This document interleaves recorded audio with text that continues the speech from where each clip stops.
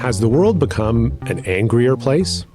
Anecdotally, it's easy to say yes. People seem quicker to lose their tempers, hold longer grudges, and feel more divided across a range of issues. From political and economic instability to the erosion of trust in institutions to the echo chambers that reinforce our views of the world, there are plenty of reasons the world might feel like a more negative place. But how do you lead in that environment? How can business leaders respond to controversial issues? And can they build consensus and unity, or are they powerless in this world of outrage? Welcome to Visiting Experts, a Rotman School podcast for lifelong learners, exploring transformative ideas about business and society with the influential scholars, thinkers, and leaders featured in our acclaimed speaker series. I'm your host, Brett Hendry, and I'm joined today by Karthik Ramanna. Karthik is a professor of business and public policy at the University of Oxford's renowned Blavatnik School of Government. Previously, Karthik was a professor at the Harvard Business School, where he studied how leaders build trust with stakeholders. He's a winner of numerous prestigious awards, including the Harvard Business Review McKinsey Award for groundbreaking management thinking. His terrific new book is The Age of Outrage: How to Lead in a Polarized World, and it explores frameworks leaders can use when navigating outrage from their stakeholders. Karthik, welcome to the Rotman School and welcome to the podcast. Brett, it's a pleasure to be here. Thank you for having me. Karthik, we've had moments of outrage throughout modern history. I think of the anti-Vietnam War protests, the fall of the Berlin Wall, the Arab Spring. Outrage directed at corporations. I think of the Exxon Valdez oil spill, the Enron accounting scandal, or Occupy Wall Street. How do you see the moment of outrage that we're in now? Is it different from what's come before? That's a great question. And I was deliberate in calling this the age of outrage because managing the age of outrage is different from managing outrage. Managing outrage is crisis management, and we know how to do this. I mean, it may not always be easy, but we figured out what works, and we would lean on our PR function, we'd lean on our comms function, and so forth. Managing the age of outrage is quite distinct because there's something different about the zeitgeist of our times where people have very short fuses. And in my estimation, there are three factors that really matter. The first is this fear of the future, a sense that we're on the cusp of technological developments, for instance, with AI, that are really going to disrupt society on the scale that the Industrial Revolution disrupted society. Likewise, climate change can be very disruptive, and that precipitates fear. Demographic shifts. Most Western societies are aging, and by the year 2050, half of all the people under the age of 18 in the world will be in sub-Saharan Africa. Mm-hmm. So the world's going to look very different in the future, even in the near future, than it has for the last few centuries. And that's this first real big factor here. The fear of the future in itself may not precipitate an age of outrage if we had trust in our institutions, if we felt that the elites that ran the institutions that governed society really had a good track record of looking out for society as a whole. But we're also living in this age of low trust. Particularly middle and working class people feel that they've been handed a raw deal. The narratives they were sold on things like globalization or immigration haven't really panned out in the way elites promised. At the same time, there's all this evidence that the very wealthiest in society pay lower tax rates than middle class and working class people. Mm-hmm. So the sense of this raw deal and a deep distrust in institutions. And then a third factor that contributes to our age is a growing sense of othering, a sense of viewing the world not in terms of we're all in this together, and this global humanist project that we saw emerge in the Enlightenment, but really take root after World War II, particularly in the free world, but rather viewing the world as we do today in us versus them terms, a sort of reversion to our tribal instinct. So any one of these three factors, a fear of the future, a sense of the raw deal, or a growing sense of othering, would itself maybe be manageable. But having all three manifest to the degree at which they do and manifest all at the same time, that's what gives us this age of outrage. And it means that we have to, as leaders, aspiring leaders, think about how we operate in this environment somewhat differently. Mm-hmm. In the book, you have a framework, which I want to talk about in a bit, but you also talk about the qualities that leaders need to manage in the age of outrage. What are the most important qualities that you've identified? We have in the management literature, and in particular in the leadership literature, perhaps emphasized qualities associated with courage and qualities associated with rousing rhetoric. We've advanced a particular type of what we might say an A-type leader. And it's maybe not clear that that kind of leadership model is what will work in this moment. In the book, I talk about the 4 classical virtues that the ancient Greeks talked about: courage, justice, wisdom, and temperance. And the first 3, courage, justice, and wisdom, have received a lot of attention, but temperance as a classical virtue has not. And temperance is perhaps the most salient of the values for this moment, for this age of outrage.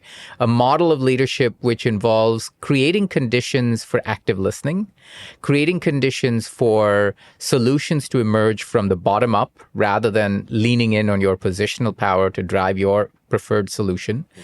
And that's the kind of model of leadership we'd really like to see. It's going to require those already in positions of power to think about how they can be more effective in this temperate context. And temperance tends to get a bit of a bad rep because people see it as weakness. A temperate leader is someone who is always searching for a consensus because they don't stand for something. Right.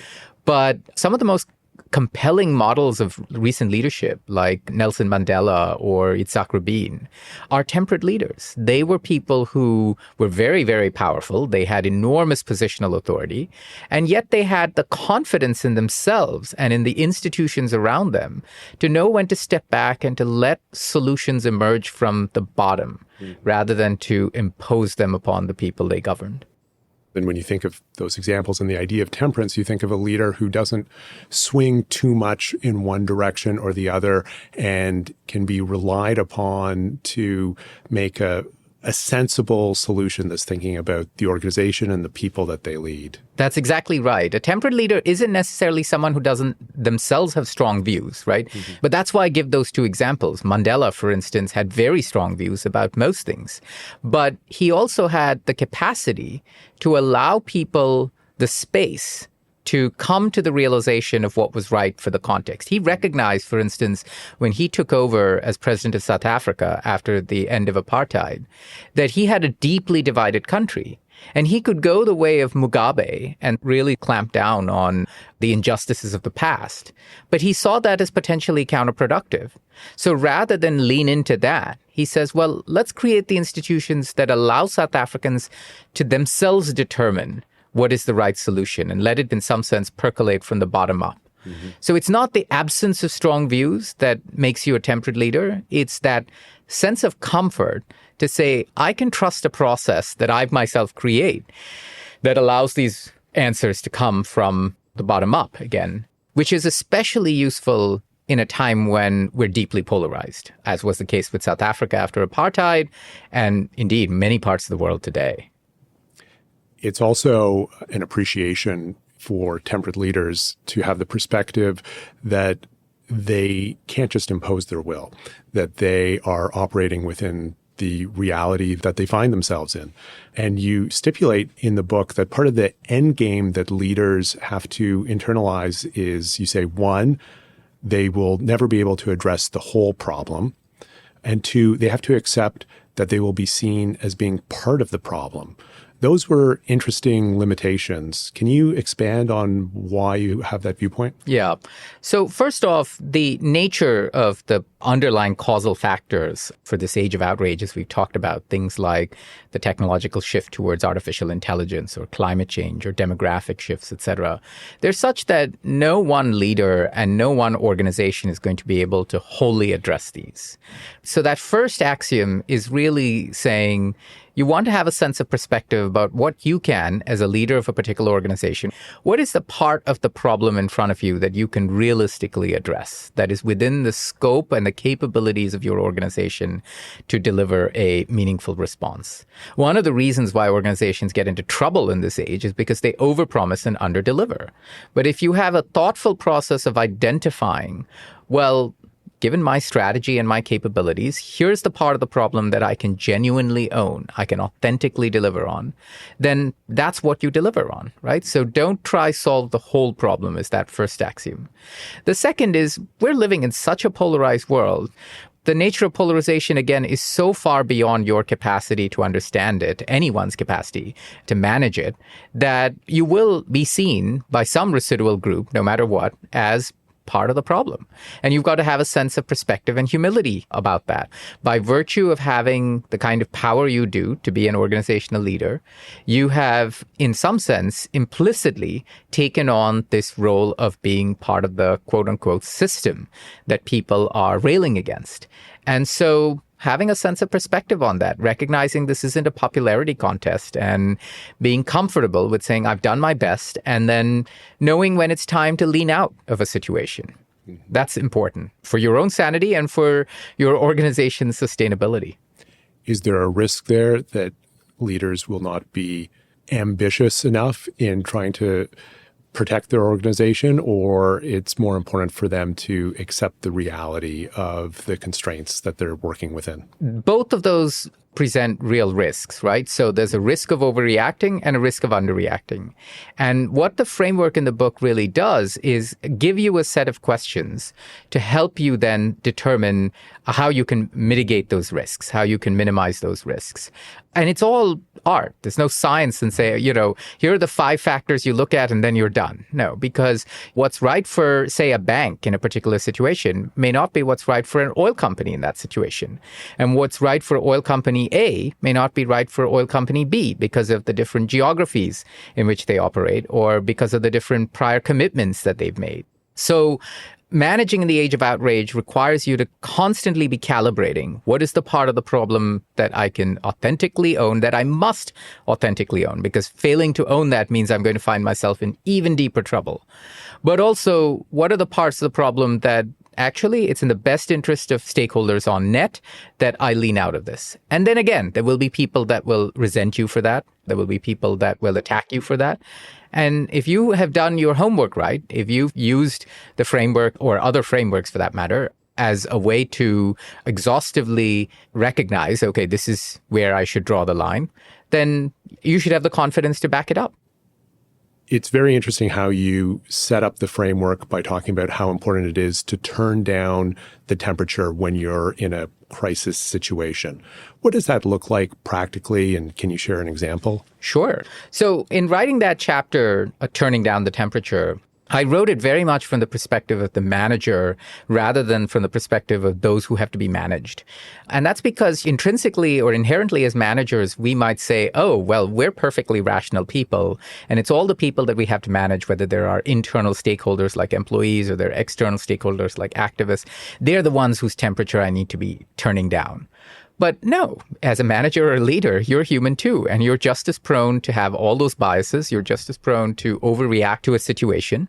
So turning down that temperature is as much for you as it is for everybody else, so that you bring the best version of yourself to this situation, to whatever situation that you're trying to address.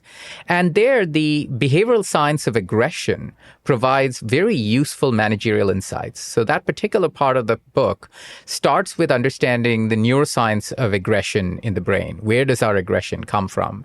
And what do we know about that? And rather than making it a scientific treatise, what I say is, well, given what we know about that, what are the managerial implications? So for instance, we know that ambient conditions play a huge role in triggering us to an aggressive state. That means that if we're having this conversation in a hot, crowded room with bright lights shining upon us and lots of ambient disturbance, then we're probably more likely to be prone to outrage than if we were doing it in a cool, quiet, somewhat subdued environment where we're isolated from all of these ambient stimuli.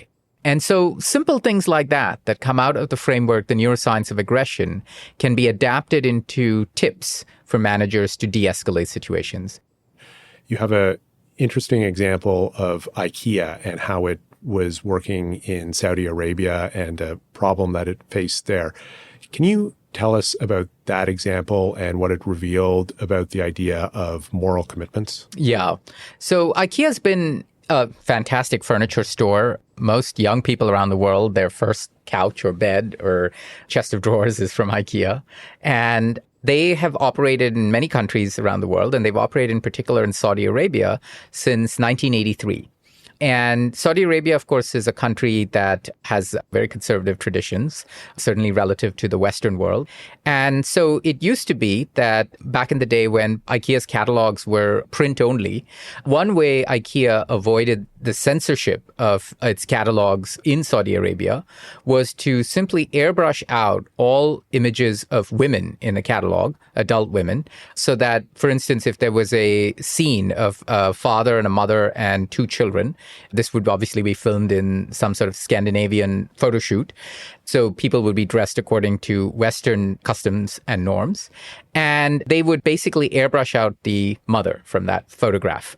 And this was obviously viewed in the modern context, or potentially even viewed in the context in which it was done, completely at odds with IKEA's Western values. But it had, in some sense, gotten away with this practice in Saudi Arabia for many, many years. But then catalogs started going online and norms in Saudi Arabia started changing. And importantly, IKEA started leaning in more and more on its Western progressive image. This was a company that, as far back as the 1990s, was running same-sex families in its commercials and was seen as very progressive in terms of Swedish values that it embodied across the 2000s.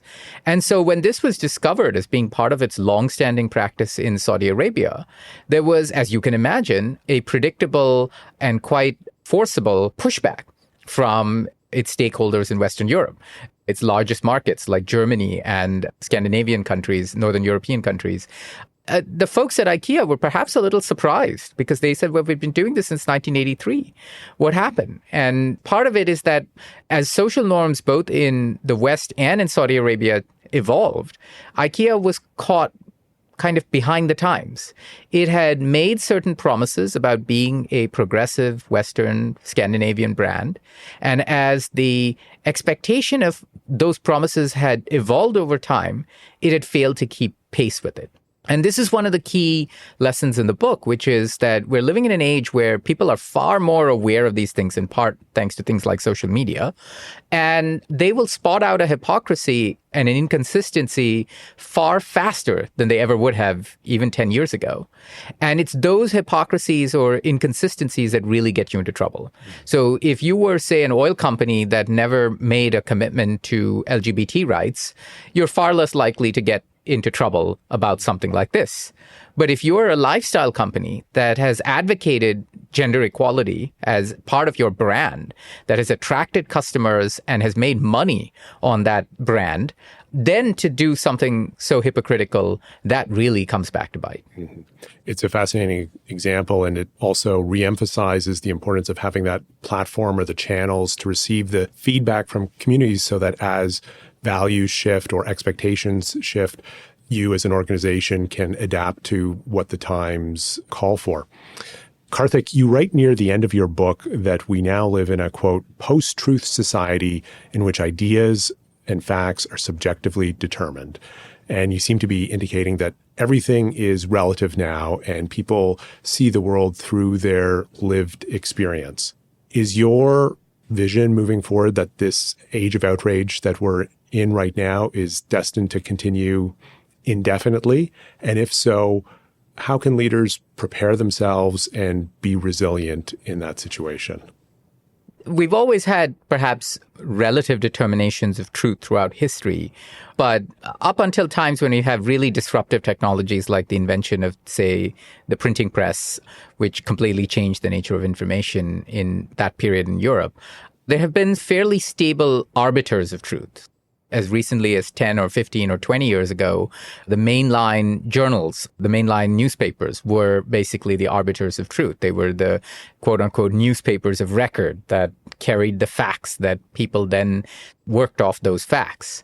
Because of the disruption that the internet, in particular social media, provide, we've lost those arbiters of truth, much like a time in history with the invention of the printing press right after that, where we lost those arbiters of truth. And it took, in some cases, a couple of hundred years before that was restored. That was also a very disruptive time in human history. Now, the way some of those conflicts were resolved was through violence. And part of what I'm hoping to do in this book is say we should avoid that. Right. So we're living in a very polarized world, and we're not going to see the polarization immediately get resolved. There are two ways in which this could get resolved. This could get resolved by gradually building consensus and gradually listening to the different voices and their frustrations and their concerns and their angst, and creating policies that then address them so that the outrage dissipates. Or, unfortunately, it could be resolved by doubling down on the polarization, the outrage, to a point where you precipitate violence, which is what has happened time and time again with these kinds of moments of outrage in history. That's why I'm so direct and candid about it in the preface. And I say, if you want to go the former route, if you think that the way to address this age of outrage is through violence, then stop reading, because there's nothing here that'll be helpful to you. But that's really where we are in a moment in society with our depolarization. And we've got to figure out, well, how do we do this in a way that doesn't make things worse? And it's going to ask a lot of our leaders. It's going to ask and demand our leaders to be temperate, as we said earlier. It certainly will insist that leaders step up and find ways to navigate through these situations. This has been a great conversation. As we wrap it up and we think about those leaders who are in those situations or destined to be in those situations, if you have one piece of advice for them on how they can be resilient through these critical moments, what would that be? The most important thing that leaders need to realize in this moment is they won't have all the answers, and that they need to create the conditions where a lot of people in their organization, including external stakeholders at times, are empowered to supply those answers. It's not all up to them. And they don't have to be the hero in this moment. So create institutions internally and externally that allow those answers to come up to you, and that, in effect, allow those answers to be determined at the level in the organization where the most sensible determinations can happen. I'm reminded of this great piece of advice President Eisenhower gave John Kennedy just before Kennedy was to take the oath of office. And here was Eisenhower, this great war general. And Kennedy, of course, was youngest man elected president, so fairly inexperienced. And Eisenhower says to him, "No easy matter should ever come to you as president. If it is easy, it should be settled at a lower level." Mm-hmm. And that says something about the kind of organization that you should, as a leader, be creating, and about the kinds of challenges eventually that you therefore will be facing. It's great advice and a great insight for us to wrap up on. Thank you, Karthik, for sharing your insights and ideas and for being with us here today at the Rotman School. Thank you, Brett, for having me. The book again is The Age of Outrage, How to Lead in a Polarized World by Karthik Ramanna. This has been Visiting Experts, a Rotman School podcast for lifelong learners exploring transformative ideas about business and society with the influential scholars, thinkers, and leaders featured in our acclaimed speaker series. To find out about upcoming speakers and events visiting us here at Canada's leading business school, please visit rotman.utoronto.ca/events. This episode was produced by Megan Haynes, recorded by Dan Mazzata, and edited by Damian Kearns. For more innovative thinking, head over to the Rotman Insights Hub, and please subscribe to this podcast on Spotify, Apple, or wherever you listen to your podcasts. Thanks for tuning in.